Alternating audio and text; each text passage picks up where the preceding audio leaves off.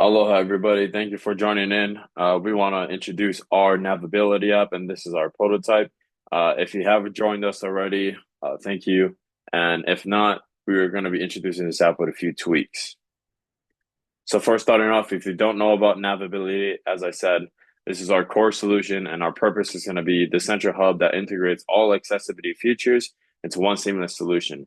So who is this going to benefit? This is going to benefit wheelchair users, visually impaired users, deaf or hard of hearing users, and cognitively disabled users. Some of the key features that we're thinking about is AI enhanced bus stops, tying that in with haptic feedback wearables, and most importantly, and our strongest but toughest tackle that we need to face is our real-time AI navigation and geofencing technology. And so some of the things that we're going to talk about is our goals. Our goals is to be different. And by being different, we're going to collaborate with the community and put our best efforts to serve them and ourselves as a company. Some of the changes that we are already making, we're getting feedback, such as our app can be built for tested use by users and to get their feedback. So basically just building data on what we can improve on straight off from the start. And like we said, put our best efforts forward to serve the disabled community, commuters, and not ourselves as a company. So some of the changes that we're making is constantly designing the app, make it more vibrant, make it more welcoming to use, making it feel a little bit more different than those Google Maps and Apple Maps. We want to create a map and start to gather data on app users, and how they use it, and kind of what's the struggles and what would be our struggles.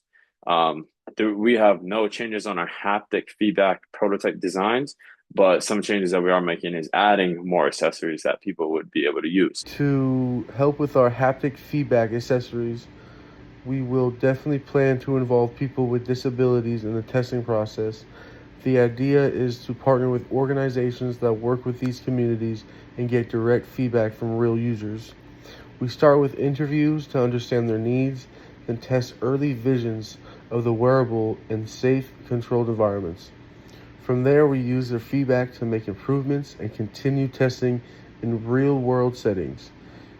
It's really important to us that the people using this technology are involved in every step of the design process so it actually helps and is usable in their everyday lives. So, how navigability evolved? We came up with a final version in our presentation. These are some of the original sketches. We have a shoe, hat, vest, our glasses, and our navigability app at the top right. So, going off our navigability app, Our app will be downloadable through the Google Play Store and the iOS App Store. Our apps will include features like Bluetooth that is built in to all of our devices. we chose to have red, pink, purple, orange colors because that's what's vibrant to those that are visually impaired. Some basic design, something that we're not comfortable using, and what we're not going to settle with is with these colors as far as that in the design. But we're just basically showing what's the best route for this disabled commuter who's in a wheelchair. And as you can see, they can connect to their haptic feedback accessories such as their hat, vest, shoe, and glasses, all via Bluetooth, just how we would with our headphones, something simple as that. And obviously, these would be guided with the AI sensors and geofencing. One of our basic and great designs here is our haptic shoe. The haptic shoe would have vibration motors on the sides, and the back and on top. So they'll be guided whether they can make it personal. They can have a personal preference of which kind of vibrations they choose, whether they're getting too close to the edge of a sidewalk, they're getting too close to a road, if they need to wait, if the crosswalk isn't ready to be crossed yet.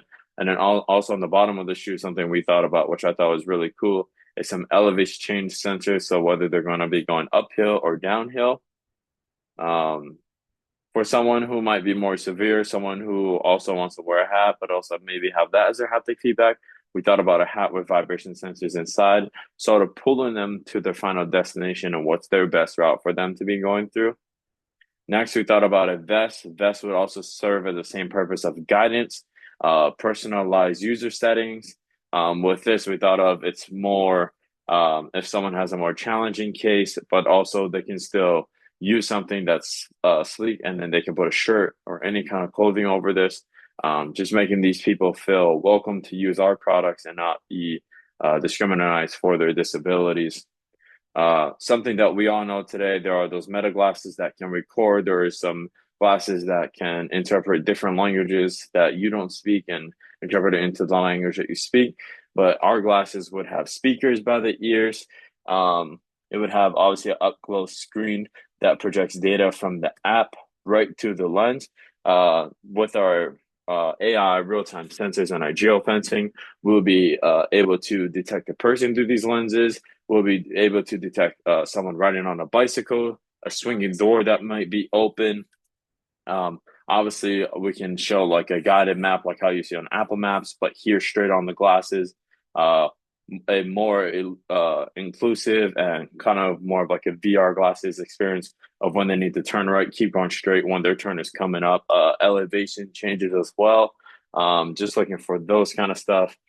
And I think this is really cool. And we can also obviously put prescription glasses in there, maybe at some point. That'll be challenging for sure.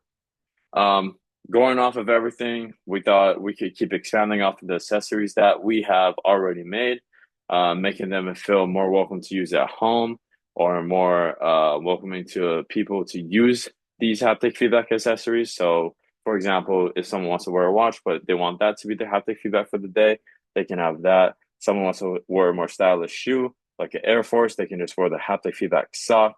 We have the haptic feedback belt here, or even something that's more comfortable at home instead of those AI glasses. They can use the VR glasses, which you all know that there are those VR glasses that people use to play video games and etc. But our goal is to keep learning about these disabled commuters and best serve that community and not best serve ourselves. Thank you.